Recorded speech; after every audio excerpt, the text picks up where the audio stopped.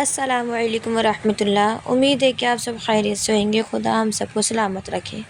آج ہم بات کریں گے اعتکاف کی اہمیت اور فضیلت کے بارے میں۔ رمضان المبارک کا جو بابرکت مہینہ ہے، اس مہینے میں جو وقت کی قدر ہے وہ اصل قدر اعتکاف سے ہی ہوتی ہے۔ بغیر اعتکاف کے رمضان المبارک میں اس طرح عبادت نہیں کر پاتے، کیونکہ اگر کوئی کتنا ہی شوقین کیوں نہ ہو عبادت کرنے کے لیے، جب لگاتار ایک ہی چیز بار بار کرتا رہتا ہے تو یہ ایک نیچرل ہی چیز ہے کہ انسان کے اندر اکتاہٹ آ ہی جاتی ہے، تھوڑا سا آلکس سستی آ ہی جاتی ہے۔ تو وہ اس سستی آلکس کی وجہ سے کچھ دیر کے لیے 1 گھنٹہ 2 گھنٹہ یا آدھے گھنٹے کے لیے عبادت کرنا بیچ میں چھوٹ جاتی ہے، بیچ میں عبادت۔ لیکن اعتکاف ایک ایسی عبادت ہے، معتکف بولتے ہیں، اعتکاف میں بیٹھنے والے شخص کو معتکف کہتے ہیں۔ تو معتکف مسجد میں اگر بیٹھا رہے تو پھر بھی عبادت گزاروں میں شامل ہوگا، اور معتکف کا کوئی بھی لمحہ ضائع نہیں جاتا، اور مسجد میں بیٹھے بیٹھے اسے بے شمار نیکیاں ملتی ہیں، نیک اعمال کا ثواب ملتا رہتا ہے۔ لیکن اعتکاف میں بیٹھے بیٹھے بھی ثواب ملتا ہے، اگر اعتکاف میں سو رہا ہے تو بھی ثواب ملتا ہے۔ اعتکاف ایک ایسی جگہ ہے جس میں بیٹھنے کے بعد انسان کی ایک ایک سیکنڈ بھی برباد نہیں ہوتی، ہر ایک سیکنڈ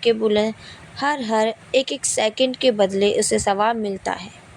جب ہر سیکنڈ کے بدلے اسے ثواب ملے گا تو وہی اصل قدر رمضان کے مہینے کی اصل قدر یہ نہیں ہوتی کہ تھوڑی دیر عبادت کر لی پھر کام میں مشغول ہو گئے، تو یہ اصل قدر نہیں ہوئی رمضان کی۔ اصل قدر تو یہ ہے کہ انسان 24 گھنٹے عبادت میں گزارے، اور یہ جب ممکن ہے جب ہم اعتکاف میں بیٹھیں گے۔ اعتکاف میں بیٹھنے کے لیے اعتکاف میں بیٹھیں، ہمارا ایک ایک سیکنڈ عبادت میں لکھا جاتا ہے۔ حضرت عبداللہ بن عباس آپ صلی اللہ علیہ وسلم سے نقل فرماتے ہیں کہ معتکف ان تمام گناہوں سے محفوظ رہتا ہے، اور اسے ان تمام نیکیوں کا اتنا ہی بدلہ عطا کیا جاتا ہے جتنا کہ نیکیاں کرنے والوں کو ملتا ہے۔ سبحان اللہ۔ اس حدیث سے ہمیں پتہ چلتا ہے کہ ان تمام نیک کاموں کا ثواب اسے بنا کرے ہی ملے گا۔ اگر وہ اعتکاف میں نہ بیٹھتا اور دوسرے نیک کام کرتا پھرتا، لیکن اعتکاف میں بیٹھنے کی وجہ سے وہ ان نیک کاموں کو نہیں کر سکتا، تو اسے اعتکاف میں بیٹھنے کی وجہ سے ان کاموں کو جو وہ نہیں کر سکتا، ان تمام نیکیوں کا اسے ثواب بنا کرے ہی ملے گا اعتکاف میں بیٹھنے سے۔ سبحان اللہ۔ یہ حدیث مشکوٰۃ شریف کی ہے۔ ایک اور حدیث میں آتا ہے کہ اللہ کے رسول صلی اللہ علیہ وسلم سے نقل کیا گیا ہے کہ اگر کوئی شخص اللہ رب العزت کی خوشنودی کی تلاش میں 1 دن کا بھی اعتکاف کرتا ہے تو اللہ رب العزت اس کے اور جہنم کے درمیان 3 ایسی بڑی خندقیں حائل فرما دیتے ہیں جو دنیا جہاں سے زیادہ چوڑی اور وسیع ہے۔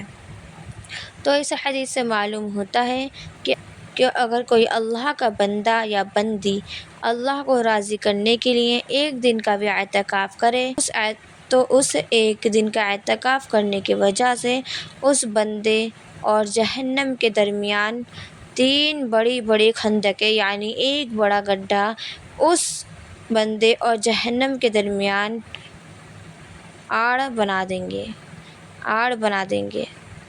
یہ خندق اتنی بڑی ہے کہ آسمان اور زمین کے درمیان میں جتنی لمبائی ہے اتنی چوڑی وہ خندق ہے۔